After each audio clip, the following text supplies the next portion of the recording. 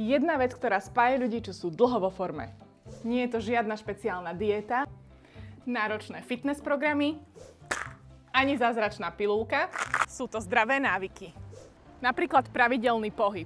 A teraz nehovorím o dvojhodinovom mordovaní sa vo fitku, ale o drobnostiach. Bajkom do roboty!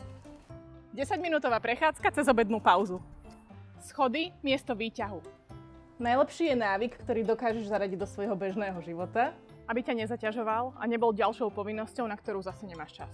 Trvá to približne 2 mesiace, kedy na tom musíš pracovať. Potom sa návyk zautomatizuje a už nad ním nepremýšľaš.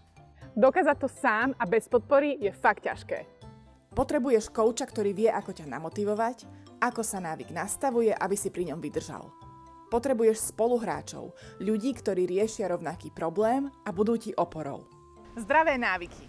To je to, čo ťa zachráni.